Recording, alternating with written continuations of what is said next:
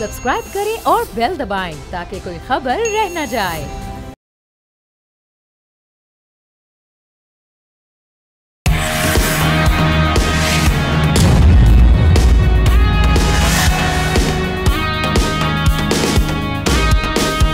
अस्सलाम वालेकुम, आप देख रहे हैं न्यूज़ पंच। मैं हूं आमना खटाना। नाजरीन, ये डिजिटल दौर है और डिजिटल करेंसी मार्केट बिटकॉइन ने इस वक्त हलचल मचाई है। बिटकॉइन ने आज 1,11,999 की बुलंद तरीन सतह को छू ली है। पाकिस्तानी रुपयों में अगर हम बात करें तो एक बिटकॉइन 3 करोड़ 15 लाख से ज़्यादा महंगा हो गया है। माहिरीन का कहना है कि इस इजाफे की वजह अमेरिका में क्रिप्टो रेगुलेशन में बेहतरी और बड़े इदारों की जानिब से सरमायाकारी है।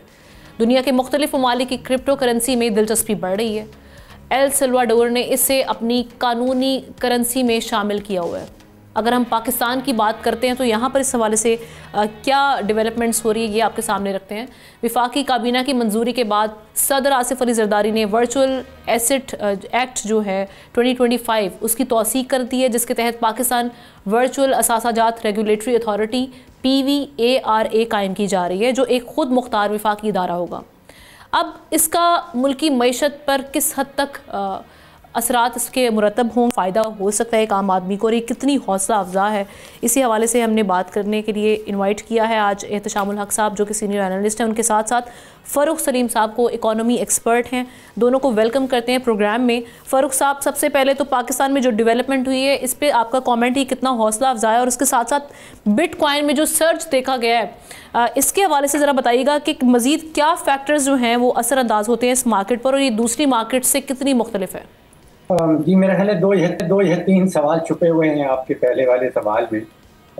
जहाँ तक आम पाकिस्तानी का ताल्लुक है उसके लिए मैं समझता हूँ कि 2 या 3 चीज़ें सबसे ज़्यादा इम्पोर्टेंट। उसके लिए टेक्निकलिटीज़ इम्पोर्टेंट नहीं है कि बिटकॉइन बनाया कैसे गया, बिटकॉइन के पीछे राज क्या है, बिटकॉइन किधर जाता है। उसके लिए आई थिंक एक सबसे बड़ा फैक्टर ये होता है कि बिटकॉइन की कीमत का क्या है। वो पिछले तारीखी तौर पे पिछले 5, 7, 10 साल उसकी कीमत बढ़ी है, कम हुई है, बाकी साजात के मुकाबले में उसमें क्या रिटर्न है। तो आप अंदाज़ा कीजिए कि अभी आपने बताया कि आज उसकी कीमत 3 करोड़ और 15 लाख रुपए है एक बिटकॉइन की। आप अंदाज़ा कीजिए कि सन 2012 में एक बिटकॉइन सिर्फ 450 रुपए का था।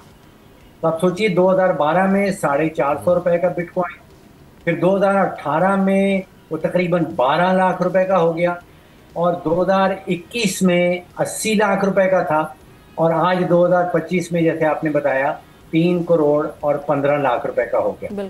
तो ये पिछले कोई आप समझ लीजिए कि 10-12 सालों में 450 रुपए से बढ़ता बढ़ता बढ़ता 3 करोड़ और 15 लाख पे पहुंच गया। तो जिसने पैसा लगाना है, आम पाकिस्तानी है, वो ये मंडी का बढ़ाव चढ़ाव देखता है कि तारीखी तौर पे गिर रहा है या चढ़ रहा है। एक चीज़ और देखी जाती है कि जो बाकी असासाजात हैं, कि अगर मैं सरमायाकारी करना चाहता हूँ, इन्वेस्टमेंट करना चाहता हूँ, वो मैं रियल एस्टेट में करना चाहता हूँ, मेरे पास चॉइस है, मैं स्टॉक खरीदना चाहूँ, वो मेरे पास चॉइस है, सोने में बहुत लोग पैसा लगाते हैं, वो भी चॉइस है। तो ये सारे असासाजात जो हैं इनका मुकाबला किया जाए, इनका कंपैरिजन किया जाए, तो पिछले लेट्स से कि 8, 10, 5, 7 सालों में रिटर्न सबसे ज़्यादा किस में आ रहा है। तो जो रिटर्न है आप समझिए कि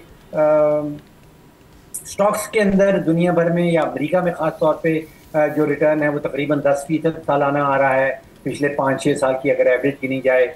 जो रियल एस्टेट है उसमें कोई 10-11% उसमें आ जाता है, बॉन्ड्स में कोई 5% आ जाता है। जो बिटकॉइन है उसमें औसतन रिटर्न जो है पिछले 5 साल से वो औसतन 60% सालाना आ रहा है। जबरदस्त। तो बिटकॉइन की बहुत तेजी से बढ़ती चली जा रही है, और रिटर्न जो है बिटकॉइन के अंदर वो बाकी असासाजात के मुकाबले में कोई 3 से 4 गुना ज़्यादा है। तो ये चीज़ें हैं जो आम इन्वेस्टर देखता है, उसके नज़र में ये नहीं होता कि पाकिस्तान में कानून साजी कहाँ तक पहुँची है। कानून साजी के हवाले से अभी तक जो है वो स्टेट बैंक का एक सर्कुलर है जो सर्किल नंबर 3 कहलाता है, वो अभी तक ये कहता है कि पाकिस्तान में क्रिप्टो करेंसी की ट्रेडिंग जो है वो कानून के खिलाफ। वो वाज़े तौर पे ये कहता है कि जो फाइनेंशियल एक्टर्स हैं जिनमें बैंक्स हैं, जिनमें बाकी फाइनेंशियल सर्विसेज प्रोवाइडर्स हैं, उनके लिए प्रोहिबिशन है, उनको मना किया गया है कि आप क्रिप्टो करेंसी के अंदर ना डील करें। उसके बावजूद जो लेकिन यहाँ पर हम हुकूमती सतह पर बिटकॉइन माइनिंग की भी बात कर रहे होते हैं, मतलब कंफ्यूजन पाया जा रहा है ना ये पॉलिसी में फिर। जी बिल्कुल कंफ्यूजन है, बल्कि आप समझिए कि एक बहुत ज़बरदस्त कॉन्ट्रडिक्शन है कि स्टेट बैंक ये कह रहा है कि ये इलीगल है। स्टेट बैंक अपने मातहत इदारों को, जिसमें बैंक्स हैं, जिसमें फाइनेंशियल सर्विसेज कंपनीज हैं, वो ये बता रहा है कि इनमें डील करना इलीगल है। लेकिन एस्टिमेट ये है कि तकरीबन 2.5 करोड़ पाकिस्तानी ऐसे हैं जो किसी न किस्म की क्रिप्टो करेंसी में उन्होंने डील की है या डील कर रहे हैं।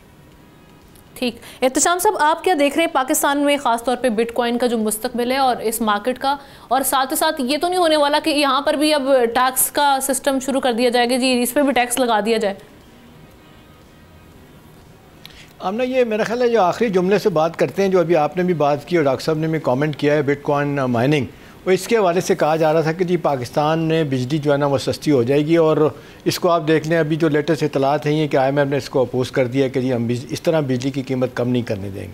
अच्छा देखिए, बुनियादी तौर पे तो मेरा ख्याल है डॉक्टर साहब ने बड़ा ब्रीफली समझा दिया, और बल्कि पिछले दिनों 2 इनके बड़े ज़बरदस्त आर्टिकल भी हैं, मेरा ख्याल है पढ़ने से ताल्लुक़ रखते हैं। अब देखिए, बुनियादी सवाल आमना इस वक्त यही है कि जो 1945 में अमेरिका ने एक डॉलर डिनोमिनेशन सिस्टम और ये ब्रिटन वुड इंस्टीट्यूशन कायम किए थे, ये IMF और वर्ल्ड बैंक के, ताकि डॉलर की जो डोमिनेशन रहे हमेशा के लिए। अब लग रहा है कि अब आहिस्ता आहिस्ता ये डोमिनेशन ख़त्म हो रही है, और जिस तरीके से आप देख लें कि अब पेपर करेंसी ख़त्म हो रही है और डिजिटल करेंसी सामने आ रही है, और इसमें बिटकॉइन भी सामने आ गया है। देखिए, इसमें कहा जाता है कि जो वक्त पे फैसले करते हैं हम ना, वही कामयाब होते हैं। अभी सारी दुनिया एक तरफ देख रही थी कि जिस तरह अभी देखें 57 बिलियन डॉलर जो है ना बिटकॉइन बिक चुका है, जिसमें मैं तब तफसीलात देख रहा था। साउथ कोरिया ने 18 बिलियन डॉलर, इंडिया ने 7 billion dollar, Brazil, Turkey, Nigeria ने 4-4 बिलियन डॉलर ईच जो है ना वो ख़रीदे हुए हैं। तो अब सवाल ये है कि जो अमेरिका ने इस पर फौरी तौर पे जो अमल किया, वो देखना, बिटकॉइन के बारे में कहा जाता है कि इसकी प्राइस जो है ना फ्लक्चुएट करती है, जबकि इसके मुकाबले में अमेरिका ने जो अब लॉन्च कर दिया ना, स्टेबल कॉइन के नाम पे उन्होंने इसको लॉन्च कर दिया है। वो कहा जा रहा है कि $1 एक अपना स्टेबल कॉइन के बराबर होगा, इसमें नुकसानात के बजाय चांसेस कम है। और इसका ट्रेंड आप आमना यूँ देख लें कि जो बिलियन ऑफ डॉलर के टी बिल ख़रीदते थे चाइनीज़ और जैपनीज़ और बाकी लोग, उन्होंने अब ये ट्रेंड देखते हुए ना ये अपना स्टेबल कॉइन में पैसा इन्वेस्ट करना शुरू कर दिया। तो अमेरिका के लिए एक साई ऑफ रिलीफ मुझे नज़र आ रहा है कि अगर फ़र्ज़ करें दुनिया में अगर डॉलर की हम देखते हैं बढ़तरी ख़त्म हो रही है, तो साथ ही उन्होंने ये काम शुरू कर दिया। दूसरी बात आमना बहुत अहम है, मेरा ख्याल है, जो मुझे सबसे ज़्यादा अहम लगती है, और डॉक्टर साहब इस पर ज़रूर कमेंट करें। देखें, थोड़ा अर्सा पहले तक, बल्कि एग्जैक्टली आप यूँ देख लें कि प्रेसिडेंट ट्रंप की दूसरी टर्म से पहले इसके बारे में दुनिया में बड़े शदीद तहफ़्फ़ुज़ात थे। वही चाइना आज जिसमें इतना पैसा इन्वेस्ट कर रहा है, उन्होंने अभी तक लीगली इसको ओपन नहीं किया। अब चाइना में अभी ये काम नहीं कर सकते, थोड़ा सा पहले तक की ये इतला थी। अब सारे इस तरह भाग रहे हैं। उसकी वजह यह है कि प्रेसिडेंट ट्रंप ने जो अपना सूरज इस्तेमाल किया ना, अभी देखें फेडरल रिजर्व के जो प्रेसिडेंट हैं, जिसके बारे में इतनी धमकी खौफनाक दी थी प्रेसिडेंट ट्रंप ने कि मैं तुम्हें गिरफ्तार करवा दूंगा, अब उन्होंने भी लगता है इस डर से या कुछ वजूहत की वजह से अपना फेडरल रिजर्व के कुछ चीज़ों को तब्दील करना शुरू किया है। अब सारी दुनिया के आमना जो आप देख लें कि रिजर्व बैंक है, उनके स्टेट बैंक जो होते हैं, उन्होंने भी कहा है कि नहीं जी हम इस तरफ जाएंगे। तो इसका मतलब ये है कि अब ये सारी दुनिया में जो है ना डिजिटल करेंसी का कारोबार होगा। अब हमने देखना है कि $1 ट्रिलियन की ये जो मार्केट है, इसमें पाकिस्तान अपना कैसा रोल प्ले कर सकता है। और डॉक्टर साहब ने बड़ी इंपॉर्टेंट बात की कि अब तक लोग जो है ना वो इन्वेस्ट कर रहे थे कि जी हाँ जी, आखिरी बात यह कि जिस तरह हम लोग जो है ना तहफ़्फ़ुज़ात हम लोगों के होते हैं जी, प्लॉट होना चाहिए, बैंक बैलेंस होना चाहिए, सोना होना चाहिए, इससे हट के इन्वेस्टमेंट की तरफ हम जाएंगे। मेरा ख्याल है अब क्योंकि पूरी दुनिया का ट्रेंड बन रहा है, तो मेरा ख्याल है हमें भी इस तरफ जाना चाहिए। और प्रेसिडेंट ट्रंप के होते हुए जिस तरह वो लोगों को आगे लेके जा रहे हैं, और उनके जो विटकॉफ हैं, जो उनके पार्टनर भी हैं, और मिडल ईस्ट में भी वो जाते हैं, उनके साहबजादे जैक विटकॉफ, अपना क्या कहते हैं, जैक विटकॉफ और प्रेसिडेंट ट्रंप के बेटा जो है एरिक ट्रंप, ये फाइनेंशियल ग्लोबल लिबर्टी के नाम से कंपनी से जो काम कर रहे हैं, सारी दुनिया उनकी तरफ देख रही है। तो लिहाजा मुझे लग रहा है कि हमें भी आहिस्ता इस तरफ जाना पड़ेगा, इसके अलावा कोई और चारा नहीं रहेगा। सर, आपका इस पे कमेंट, और साथ ही साथ ये भी ज़रा इन दी एंड आप थोड़ा सा इस पर भी ब्रीफली कमेंट कीजिएगा कि किन कॉइन्स पर इस वक्त हमें इन्वेस्ट करना चाहिए। हमसे आपकी क्या मुराद है, हुकूमत पाकिस्तान या नहीं, हम जैसे लोग जो छोटी छोटी इन्वेस्टमेंट्स कर रहे होते हैं।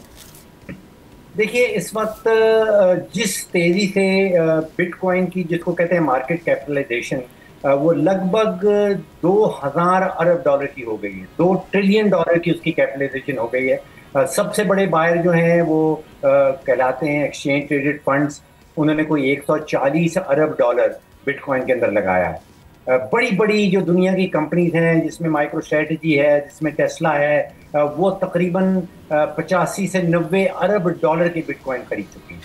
अब ये हाल हो गया है कि जो मुल्कों के सॉवरेन वेल्थ फंड थे, जिसमें अबू धाबी इन्वेस्टमेंट अथॉरिटी है, जिसमें कतर इन्वेस्टमेंट अथॉरिटी है, ये बहुत बड़े बड़े वेल्थ फंड्स हैं। कोई 1 ट्रिलियन, 2 ट्रिलियन, 2.5 ट्रिलियन, इस तरह सऊदी अरेबिया का है, PIF कहलाता है। इन सब ने भी अब धीरे धीरे बिटकॉइन के अंदर इन्वेस्टमेंट शुरू कर दी। तो पहले डॉक्टर साहब, एक आखिरी सवाल मैं पूछूंगा। कुछ अर्सा पहले ये वर्चुअल वाला सिस्टम जो है कोलैप्स कर गया था बिटकॉइन, यही वजह है कि आपने देखा इसकी कीमत नीचे चलेगी। मेरा सवाल आपसे है कि अब क्योंकि पूरी दुनिया इसको एक्सेप्ट कर रही है, तो फिर दोबारा इस तरह का धचका तो नहीं आएगा कि लोग इससे भागना शुरू होंगे और नुकसान होंगे? जी, आपका सवाल और अभी जो सवाल किया गया कि हम किन कॉइन्स के अंदर इन्वेस्टमेंट करें, देखिए, क्रिप्टो जो कॉइन्स हैं वो कहा जाता है कि तकरीबन 30 से 40 हज़ार डिफरेंट कॉइन्स जो हैं वो बाजार में इस वक्त गर्दिश कर रहे हैं। अगर सेफेस्ट जो कॉइन्स हैं, वो सबसे बड़ा जो कॉइन है वो बिटकॉइन है, ऑफ कोर्स। दूसरे नंबर पे इथेरियम आता है, जो बड़ा सॉलिड किस्म का समझा जाता है। तीसरी लाइन पे आता है जिसको XRP कहते हैं, और वो कंपनी है रिपल जिसने उसको निकाला है। तो जो सवाल था कि हमें किन कॉइन्स के अंदर जाना चाहिए, मैं समझता हूँ कि बाकी 30-35 हज़ार कॉइन्स हैं, उनसे दूर रहा जाए जब तक कि आप एक्सपर्ट ना हो इस शोबे के अंदर या इस फील्ड के अंदर। तो just restrict yourself to bitcoin, to ethereum और टू XRP। इन 3 के अलावा स्टॉक मार्केट की तरह अच्छे शेयर कंपनियों के जितने खरीदने होते हैं वो काम किया जाए। जी, इनकी इख्तिशाम साहब कैपिटलाइजेशन तीनों की बहुत बड़ी है, और इनको यूटिलिटी कॉइन्स कहते हैं, यानी कि इनका जो प्रैक्टिकल लाइफ है, आपकी और मेरी रियल जिंदगी है, उसमें इनका बहुत बड़ा रोल आने वाला है। Nice, thank you so much. Farooq Salim साहब ने इस हवाले से हमें बताया भी, मशवरे भी दिए कि कहाँ पे हमें इस वक्त सेफली इन्वेस्ट करना चाहिए। और एहतशाम साहब साथ ही रहेंगे, एक ब्रेक लेते हैं, ब्रेक के बाद वापस आते हैं, एक और स्टोरी उस पर हम एहतशाम साहब का तज्जिया लेंगे।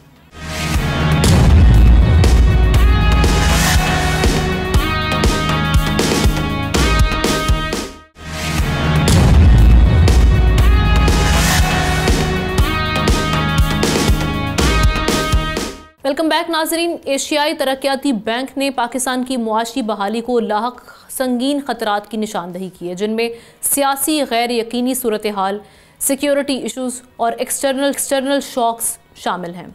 बैंक की रिपोर्ट में कहा गया है कि इदारा जाती कमज़ोरियाँ, ज़मीन के हुसूल के पेचीदा मराहिल और माली वसाइल की कमी जैसे अवामिल तरक्याती मनसूबों को मुतासिर कर रहे हैं। बैंक के मुताबिक 31 दिसंबर 2024 तक पाकिस्तान में 764 मनसूबों पर 43.4 बिलियन डॉलर खर्च किए जा चुके हैं, जिनमें मौजूदा फ़ाल मनसूबों की मालियत 9.13 अरब डॉलर है। एशियाई बैंक इस्लाहात, टैक्स नेट में तोसी और निजी शोबे की शमूलियत जैसे इक़दाम को पाकिस्तान के इस्तेहकाम के लिए नागुज़ीर करार देता है। अब सवाल ये कि पाकिस्तान के लिए बड़े चैलेंजेस क्या हैं और हुकूमत इनसे क्या कुछ कर रही है। इसी हवाले से एहतशाम साहब का तज्जिया है। एहतशाम साहब, सियासी गैर यकीनी की सूरत हाल आप समझते हैं अभी भी ये मामला हैं, और साथ ही साथ सिक्योरिटी इशूज़ एंड एक्सटर्नल जो शॉक्स हैं, इनसे निमटने के लिए काफ़ी हैं इंतज़ामात यहाँ पर? देखिए, हम ना जहाँ पे ये सारी चीज़ों को पॉइंट आउट कर रहा है एशियन डेवलपमेंट बैंक, वहाँ पे एक बात को मान रहा है कि किसी हद तक मईशत की हालत बेहतर हुई है, लेकिन साथ साथ वार्न भी कर रहा है कि ये आपके इश्यूज़ हैं जिसका आप जिक्र कर रही हैं, दहशत गर्दी है, गैर यकीनी है, अदम इस्तेकाम है, वीक गवर्नेंस है, एक्सटर्नल शॉक्स हैं, फॉरेन फ्रंट पे हमारे चैलेंजेस हैं, ये सारी, और इंफ्रास्ट्रक्चर हमारा बहुत कमज़ोर है। ये सारी चीज़ें जो है ना बार बार इसके बारे में बात होती है, और पिछले 3-4 सालों में ख़ास तौर पे बहुत ज़्यादा बात होती है। PDM 1 और 2 गवर्नमेंट को देख लें और मौजूदा हुकूमत देख लें, देखा जाए तो ये 2018 के बाद से हम देख रहे हैं कि ये कंटिन्यूसली पाकिस्तान के लिए एक बहुत बड़ा मसला बना हुआ है। यही वजह है कि इन्वेस्टर भी नहीं यहाँ थे, और अदम इस्तेकाम की वजह से फिर गैर यकीनी की सूरत हाल है। फिर आप देख लें इम्प्लीमेंटेशन स्टेजेस पे क्या होता है, जो अश्योरेंसेस इन्वेस्टर को दी जाती हैं वो पूरी नहीं होती। नतीजतन हम देखते हैं कि वो जो थोड़े बहुत हमें इकनॉमिक फ्रूट्स हमें मिलते हैं वो फिर ज़ाया हो चले जाते हैं। अब सवाल ये कि जो अदारा जाती लेवल पे आमना जो ADB ने बात की है ना, देखें सबसे ज़्यादा बात उन्होंने की है आपके FBR के बारे में, कि वहाँ पे जो सिस्टम जिस तरह का है, मतलब उनका ये कहना है कि जी 2007 से लेके 2021 तक जो रेवेन्यू था FBR का वो वही था, यानी 14 बरसों में कोई रेवेन्यू में इजाफा नहीं हुआ। और टैक्स टू GDP रेशो के हिसाब से जिस तरीके से ADB बता रहा है कि रीजन में हम सबसे कम है, मतलब एक ज़माने में 12, 12.5, 13% हुआ था, फिर आहिस्ता आहिस्ता ये नीचे आना शुरू हुआ। और बड़ा ख्वाब ही होता है कि डबल डिजिट में चला जाए, टैक्स टू GDP रेशो 9.5% तक रहता है। और वो भी कह रहे हैं कि जी 1 करोड़ आपने फाइलर की तादाद तो बढ़ा दी है, लेकिन इसका फ़ायदा नहीं हुआ।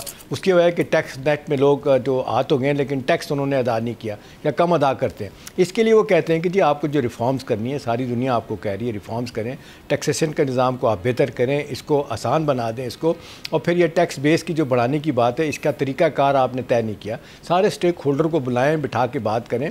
आपकी इकॉनमी का साइज़ श्रिंक हो रहा है, जिस तरीके से आबादी आमना बढ़ रही है ना, उस लिहाज से ठीक है। इस वक्त हम देख रहे हैं कि हमारी और GDP तकरीबन 423-35 बिलियन डॉलर की हो चुकी है, लेकिन आप देख लें कि ये पिछले कई बरसों में और ये इसी तरह ही रही है, 300-350 बिलियन तक डॉलर तक ये नीचे भी आई है, फिर थोड़ी ऊपर गई है। अब इसको देखते हुए तो हर आदमी ये बात कहता है कि जो ज़रूरी इंस्ट्रूमेंट हैं इस्तेमाल करने वाले वो आप ज़रूर करें।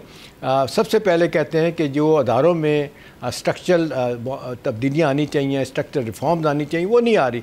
नतीजतन ये है कि ना इन्वेस्टर का कॉन्फिडेंस बढ़ रहा है, अदम इस्तेकाम और गैर यकीनी की सूरत हाल, एक्सटर्नल फैक्टर तो हैं, दहशतगर्दी पाकिस्तान 40-45 साल से लड़ रहा है। आप देख लें ये एक नासूर है जिससे हमारी जान नहीं छूट पा रही है। और इसमें आप देख लें कि सियासी जमातों के नुक्ता नज़र मुख्तलिफ है। PTI कहती है कि नहीं ये लोग अच्छे हैं, उन्होंने आपने देखा 45,000 लोगों को जो हार्ड एंड क्रिमिनल पे थे उसमें उनको वापस बुलाया, नतीजतन आज हम दहशतगर्दी भी भुगत रहे हैं। बिल्कुल इंफरादी तौर पर हमें अपना किरदार अदा करना चाहिए, बिल्कुल। और इंस्टीट्यूशनली क्या क्या काम हो सकते हैं, इस पर भी एहतशाम साहब ने बड़ा हम तज्जिया अपना पेश किया। अगली स्टोरी करते हैं नाजरीन। इंटरनेशनली इस वक्त क्या मामला चल रहे हैं, ख़ास तौर पर जो गज़ा की सिचुएशन है उस पर हम देख रहे हैं कि इजरायली हमलों का सिलसिला थमने का नाम नहीं ले रहा। ताज़ा बमबारी में 6 बच्चों समेत दर्जनों फ़लस्तीनी शहीद हो गए हैं। अमाराती अखबार की तहकीकाती रिपोर्ट इसमें इंकशाफ किया गया कि अब फ़लस्तीनियों को निशाना बनाने का फ़ैसला इंसान नहीं बल्कि इजराइल की तैयार करदा मसनूई जहानत AI की जंगी मशीनें कर रही हैं। इसी वजह से बर्बरियत बढ़ती जा रही है।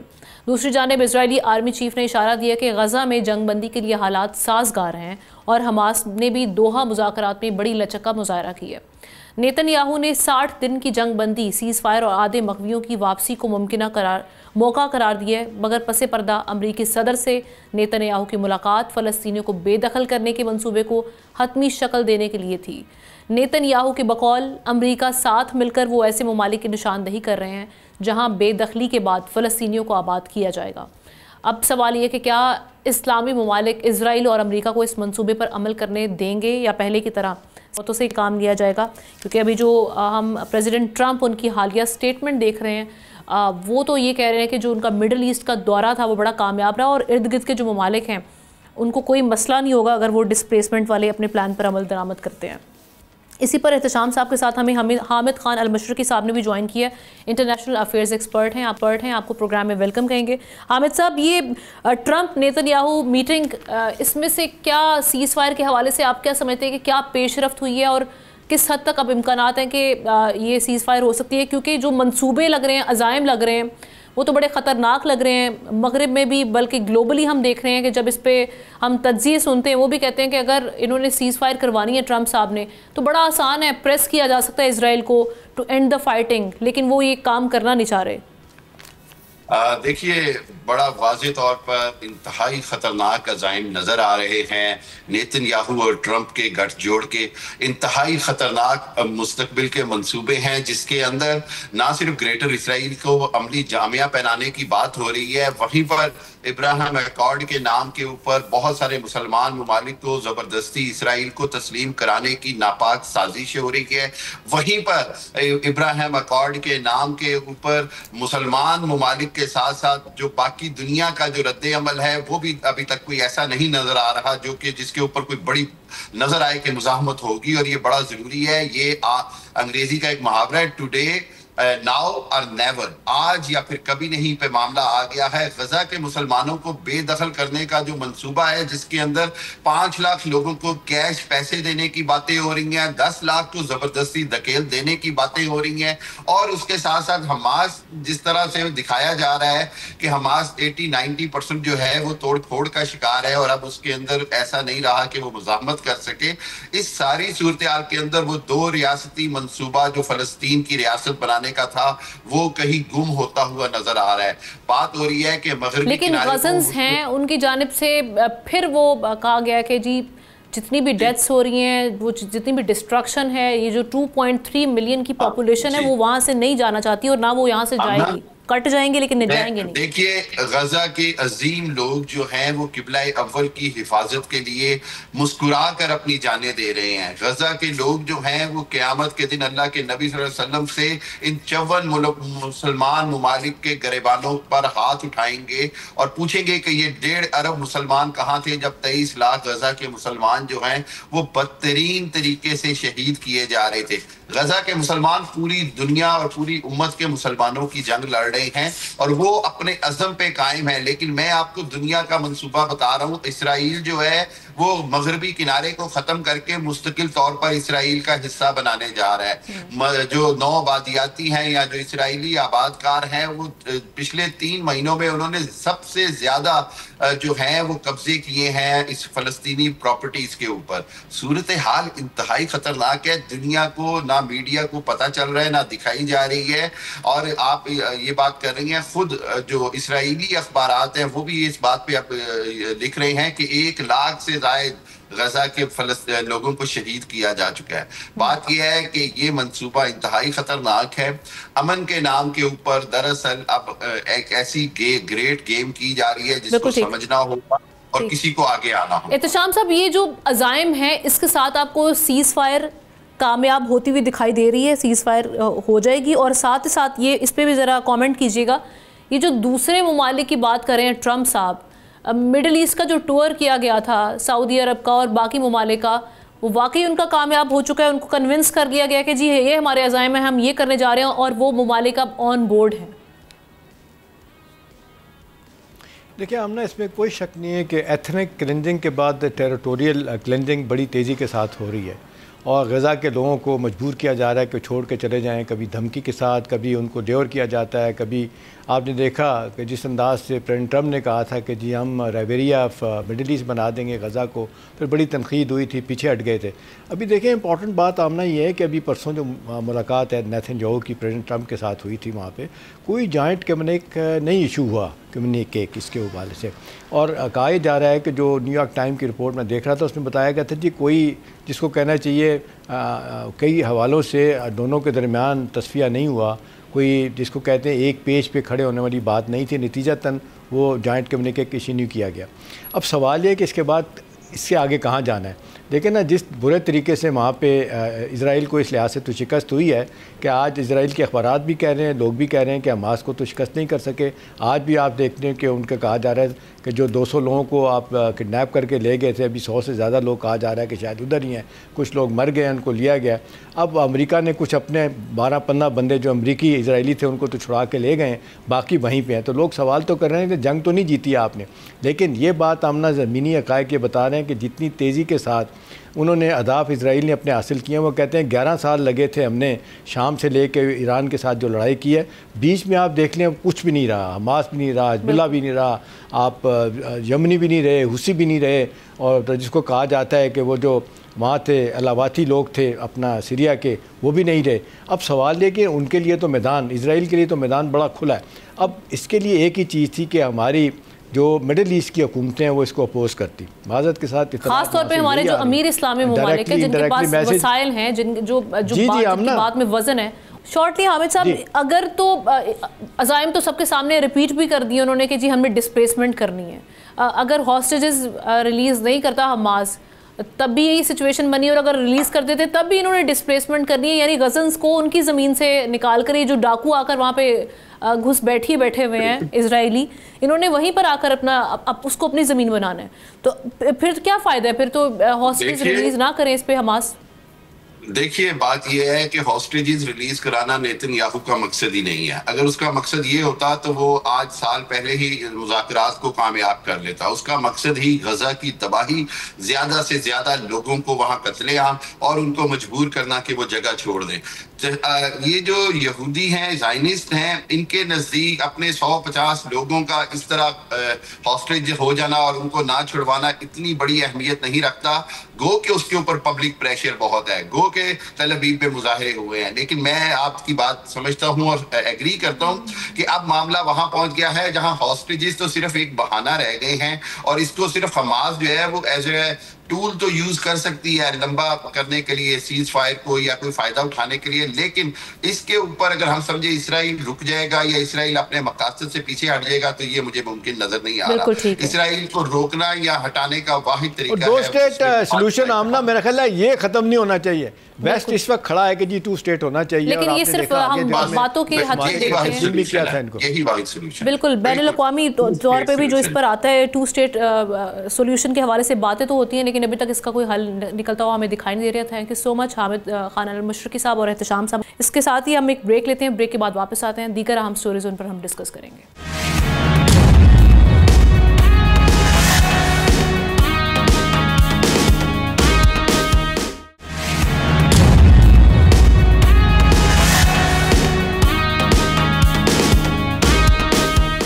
वेलकम बैक नाजरीन। दुनिया भर में हम देख रहे हैं क्लाइमेट चेंज ये कहर ढा रही है।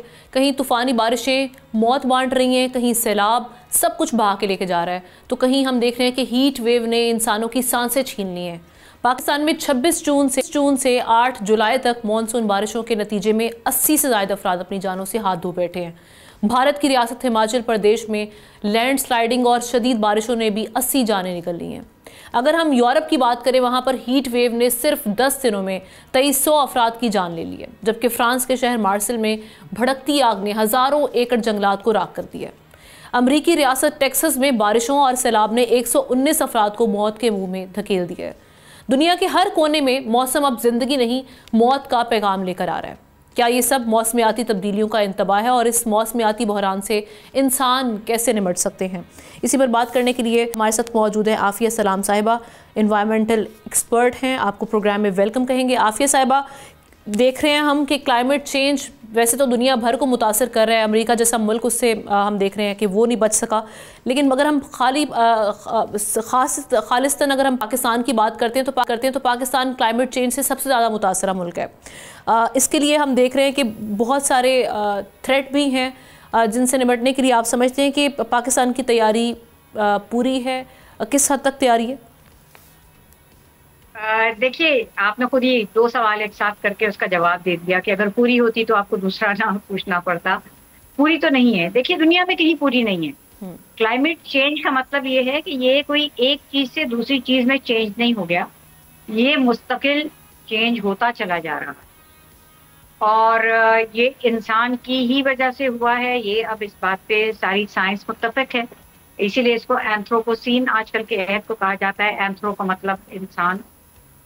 तो हमारे किए गए कुछ कामों की वजह से ये हमारे ऊपर ये मुश्किल तारी हुई है, लेकिन वो इतने बड़े पैमाने पे है कि उसके लिए कहीं पे भी पूरी तैयारी नहीं कह सकते हम, सिवाय उन मुल्कों के जिन्होंने बड़ी हद तक अपने आप को इसके लिए पहले से तैयार करने का, बहुत काफी दिन पहले से वो इसके आगाही उनको मिल चुकी थी कि उनके मुल्क पे क्या उकताद आ सकती है, और उसके लिए वो तैयारी कर रहे हैं। और वो बहुत दूर नहीं है। बांग्लादेश को आप देख लीजिए, ठीक है, बांग्लादेश को पता है कि वो कितने सालों तक जो प्रेडिक्शंस हैं, उनकी साइंटिफिक मॉडलिंग है कि वो उनका ज़्यादातर जो इलाका है वो ज़ेर आब आ सकता है। तो उसके लिए उन्होंने बहुत अरसा पहले से इकदाम शुरू कर दिए। पाकिस्तान एक बहुत बड़ा मुल्क है और पाकिस्तान एक मल्टी थ्रेट कंट्री है। हमें सिर्फ एक चीज़ से खतरा नहीं है। हमारे शुमाल में जो बड़े बड़े पहाड़ हैं, जहाँ पे ग्लेशियर हैं, वहाँ पे ग्लेशियर लेक आउटबर्स्ट फ्लड का खतरा है। हमारे यहाँ बढ़ती उसके पिघलने से जिस तरह से हमारे दरियाओं में पानी की एकदम से बहुतात होती है, एक खतरा वो है। और दूसरा खतरा ये इस वजह से उसमें एक इजाफी खतरा ये है कि हमारा जो मानसून का सिस्टम है वो भी बदल गया है, उसकी डायरेक्शन भी बदल गई है। जो हमारे ट्रेडिशनली मानसून के इलाके होते थे वहाँ से वो हट के आपका नॉर्थ और वेस्ट की तरफ चला गया है। तो अब उन इलाकों में भी बहुत ज़्यादा बारिश होती है जहाँ पे पहले नहीं होती थी। 2025 में यही हुआ, 22 में यही हुआ कि हम दरिया के सैलाब के आदी थे, उसके लिए इंतजाम करते थे मानसून से पहले, लेकिन वो दरिया का सैलाब नहीं आया, वो आपका आया। आपके जो पहाड़ी नाले हैं, जिन पहाड़ी दरिया हैं जहाँ हर वक्त सारा साल पानी नहीं बहता, वहाँ पे हम उसके लिए तैयार नहीं थे। अच्छा, फिर उसके अलावा आप देखिए कि जो गर्मी का इंडेक्स है, अब चिलास जैसी जगह पे जब जो लोग गर्मी की छुट्टियों में मैदानी इलाकों से जाते हैं, उनको पता है कि वो लोग उस इलाके के लिए उस मौसम में भी, गर्मियों के मौसम में भी स्वेटर जैकेट्स लेके जाते हैं। बिल्कुल। वहाँ 46 टेम्परेचर हो चुका था, अभी 2-3 दिन पहले की बात है शायद, जो कि वहमो गुमान में भी नहीं था कि ये अब जुलाई के अंदर टेम्परेचर 46 पे वहाँ पहुंचेगा, ऐसी जगह पे जहाँ पे ठंड होती है। बिल्कुल। जो कल्चरल चीजें हैं, जो आपके त्योहार हैं। अच्छा, जैसे आप बात कर रही थी आफिया साहबा, ये तो आप जैसे कह रही हैं कि सर्दियों का सीजन सुकड़ गया है, ये तो हम यूरोप में भी देख रहे हैं कि वहां पर भी कोई एक्सपेक्ट नहीं कर सकता था कि 46 टेम्परेचर जाएगा, हीट वेव से लोगों की जानें जाएंगी। अब इससे तो ये तो कुदरती तौर पर है, लेकिन हम देख रहे हैं कि अगर पाकिस्तान में ADB आलमी मालियाती इदारे, एशियन डेवलपमेंट बैंक्स टाइप, वो हमें अगर माली आनत फराहम कर रहे हैं इससे निपटने के लिए, तो आप समझते हैं कि यहाँ पर इंतजामात उस तरह से नहीं हो रहे जिस तरह से हमें माली मावनत भी फराहम की जा रही है, और इंस्टीट्यूशनली और इंडिविजुअली हमें अब क्या स्टेप्स फौरी तौर पर लेने चाहिए? देखिए, मैपिंग तो हमारे हैजर्ड की हुई भी है। हमें ये पता है कि कहाँ कहाँ कौन कौन से इलाके किस किस खतरे का दोषार हो सकेंगे। ये काम हुआ है हमारे पास। आम लोगों की इस पे नजर नहीं पड़ती, वो जिस जगह पे कोई अगर उनको मुश्किल आती है तो सिर्फ उसी पे नजर होती है। लेकिन खास तौर पे 2022 के बाद हमारे मुल्क में जो इदारे बने भी हैं और जो पहले से इदारे थे वो और ज़्यादा फ़ाल भी हुए हैं। NDRF आया है, जहाँ से आपके मालियाती मुआवनत होती है, आपके इस तरह के इदारों के मज़ीद मजबूत करने के लिए वहाँ पे जो लोग काम करते हैं उनकी कैपेसिटी बिल्डिंग पे काम होते हैं। ये वो चीज़ें होती हैं जो आम लोगों के रेडार पे नहीं होती। वो ये नहीं समझते कि इन चीज़ों के ऊपर भी बाकायदा पैसे खर्च होते हैं। हमें सिर्फ वो चीज़ें नज़र आती हैं पैसे खर्च होते हुए, जिसमें आपने घर गिर गए तो घर दोबारा बना दिया, सड़कें पुल टूट गए, डैम टूट गए तो उनकी मरम्मत। तो वो चीज़ें बहुत ज़रूरी हैं, लेकिन उसके लिए आपके जो इंस्टीट्यूशंस को मजबूत करना है वो भी है, और वो भी आपके लिए रिसोर्स मांगते हैं, जिसके ऊपर ये इदारे जो हमें माली मुआवनत देते हैं उसमें उसका हिस्सा भी होता है। तो ज़रूरत तो है और इस पे काम हो रहा है। अब टू लिटिल टू लेट वाला भी कई जगहों पे हिसाब है। जब आलमी इदारों से हमने अपनी इस मुश्किल के वक्त इमदाद मांगी तो प्लेजेस आई, हमदर्दी का भी इजहार हुआ, लेकिन वो प्लेजेस जो हैं वो एक्चुअल डिलीवर नहीं हुई, ठीक है, मटेरियलाइज नहीं हुई। ठीक। उसके अलावा जो दुनिया भर में हमारे जैसे ममालिक के लिए एक मैपिंग की गई थी कि इन ममालिक को क्लाइमेट चेंज से निपटान ना होने के लिए कितनी फाइनेंसिंग की जरूरत होगी, जो अब जाके ट्रिलियंस के अंदर है। जब बिलियंस मांगते थे तो वो कुछ मिलियंस मुख्तस होते थे। जब ट्रिलियन पे खबर चली गई, अब मतलब आपका तखमीना चला गया, तो अभी भी बिलियंस की बात हो रही है, तो वो गैप फिल नहीं हो रहा। और उस गैप को आगे उसमें तरसील का क्या मैकेनिज्म है वो भी अभी सिर्फ उस पर गुफ्तगू हो रही है। ठीक है, लॉस एंड डैमेज का बहुत जिक्र आता है, लेकिन लॉस एंड डैमेज में किन ममालिक को क्या मिलेगा अभी तक उसका कोई फैसला हुआ नहीं है, अभी भी उसका मैकेनिज्म जो है वो तरतीब दिया जा रहा है। इन दी एंड ब्रीफली इस पे भी ज़रा कमेंट कीजिएगा। हम सोशल मीडिया पर एक बहस देख रहे थे जो टेक्सास में जो अभी सैलाब आया उसके बाद कि अमेरिका जैसा मुल्क भी इसके लिए क्या तैयार नहीं था, जो इतना बड़ा हमने डिज़ास्टर वहाँ पर देखा उसको उस तरह से मैनेज नहीं किया गया। और साथ ही साथ ज़रा इस पर भी रोशनी डालिएगा, लॉस एंजलिस में भी जो पिछले दिनों आग लगी थी, तो क्या वही अगेन अमेरिका जैसे ममालिक अगर तैयार नहीं है तो फिर अगर पाकिस्तान में मामला होते तो उस पर क्रिटिसिज्म उस तरह से नहीं बनता? देखिए, एक तो अमेरिका को हम समझते हैं बहुत ज्यादा तरक्की याफ्ता, बहुत फॉरवर्ड लुकिंग मुल्क है, वो नहीं है। एक दफा पहले भी वो पेरिस एग्रीमेंट से वॉकआउट कर चुका है, यही हजरत ट्रंप के जमाने में जब वो पहली दफा आए थे। इस मरतबा तो बाकायदा क्लाइमेट चेंज का जो रद्द किया गया है लेजिस्लेशन के जरिए, जितनी भी उसके लिए फंडिंग थी उन इदारों को भी खत्म किया गया है जो कि इसके मुतालिक आपको आगाही देते हैं, आपके वार्निंग्स इशू करते हैं, उसके लिए काम करेंगे, रिसर्च के काम है, वो भी खत्म कर दिए गए हैं। अभी तो इनको आए हुए भी ज्यादा अरसा नहीं हुआ, तो अभी ये देखने की बात है कि क्या होगा। Thank you so much. हमारे यहाँ नहीं है, हमारे यहाँ एक्सेप्टेंस है, हमारे यहाँ वसाइल नहीं है। बिल्कुल ठीक है, थैंक यू सो मच। बिल्कुल एक सेंटेंस में इसको बंद कर दिया, जिस तरह से हम देख रहे थे कि आपने ये बताया कि हमारे यहाँ वसाइल की कमी है, यहाँ पर एक्सेप्टेंस तो है क्लाइमेट चेंज से जिस तरह से पाकिस्तान मुतासर है, इस चीज़ का इदराक है, लेकिन वसाइल की कमी की वजह से हम शायद यहाँ पर मार खा रहे हैं। लेकिन अमेरिका में हम देख रहे हैं कि इस मामले से चश्म पोशी की जा रही है, जिसकी वजह से हमने देखा कि वहाँ पर इतना बड़ा डिज़ास्टर हुआ और दुनिया इस पर हैरान हो गई कि अमेरिका जैसे मुल्क में भी ये मामला पेश आ रहे हैं।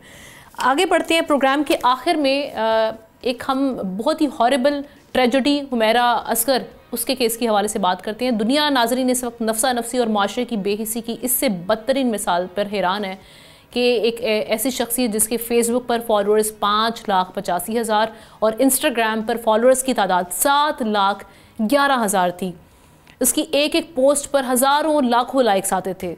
वो जिस महफिल में जाती महफिल की जान बन जाती है, मगर वही लाखों लोगों की आइडियल और पसंदीदा हुमैरा असगर कराची के एक फ्लैट में बेबसी और गुमनामी की मौत मर गई। किसी को कानो कान खबर ना हुई। सितम बालाए सितम ये कि हुमैरा असगर को मरे 9 माह गुजर गए। जी नाजरीन, रिपोर्ट्स ये बता रही हैं कि 2-4 नहीं तकरीबन 9 माह, और किसी को पता ही नहीं चला कि वो दुनिया छोड़ गई है। किसी दोस्त, किसी कॉलीग, किसी रिश्तेदार ने राब्ता नहीं किया, उसे तलाश करने की कोशिश ही नहीं की गई। इब्तदाई तहकीकात के मुताबिक हुमैरा का दुनिया से फ़ोन के ज़रिए राब्ता अक्टूबर 2024 के बाद ख़त्म हो चुका था, जबकि सोशल मीडिया पर उनकी आखिरी पोस्ट 30 सितंबर 2024 को शेयर की गई थी। लाश का पता उस वक्त लगता है जब मुसलसल किराया ना मिलने पर मालिक मकान की दरख्वास्त पर अदालती हुक्म पर पुलिस ने दरवाज़ा तोड़ा। जब पुलिस ने हुमैरा के ख़ानदान से रब्ता किया तो उन्होंने कहा कि वो गुज़श्ता 7 साल से उनसे रब्ते में नहीं थी और अकेली रहती थी। इस पर सूबाई वज़ीर सकाफ़त व सयाहत सैयद जुल्फ़िकार अली शाह की जानिब से अदाकारा हुमैरा असगर की तदफीन कराने का फ़ैसला सामने आया, चूँकि उनकी फ़ैमिली ने उनकी लाश एक्सेप्ट करने से इनकार कर दिया। ये इत्तलात सामने आई हैं। सूबाई वज़ीर सैयद जुल्फ़िकार अली शाह ने पुलिस से कहा है कि हुमैरा असगर के वरसा अगर लाश वसूल या तदफीन नहीं करते तो महकमा सकाफ़त हुमैरा असगर का वारिस होगा और वही तदफीन करेगा। अब इसमें नाजरीन मुआशरती बेहिसी का ये दूसरा ऐसा वाक़या नहीं है। इससे पहले अभी कुछ टाइम हुआ है, आयशा आपा जो कि एक सीनियर अदाकारा थी, और अब हुमैरा असगर जिनकी मौत ने पूरी कौम को झंझोड़ कर रख दी है। सवाल उठ रहे हैं कि हम मुआशरती तौर पर ऐसे बेहिस हो चुके हैं कि कोई जानने वाला प्यारा अचानक गायब हो जाए, राब्ते कट जाएं, हम जानने की कोशिश ही नहीं करते कि उसके साथ क्या बीती है। ये है दुनियावी ताल्लुकात की कुल हकीकत। अब हुमैरा की मौत पर बड़ा शोर मचा हुआ है, लेकिन ये शोर चंद दिनों की इज्तिमाई हमदर्दी के बाद फिर ख़त्म हो जाएगा और फिर किसी नए सदमे तक हम ख्वाबे गफलत में डूब जाएंगे। क्या यही हमारे दीन की तालीमात हैं? क्या यही हमारी अखलाकियात हैं? इस पर ज़रा सोचिएगा ज़रूर। इसके साथ ही हमें प्रोग्राम से इजाज़त दीजिए। आपसे इंशाअल्लाह हम कल मुलाकात करते हैं। अल्लाह हाफ़िज़।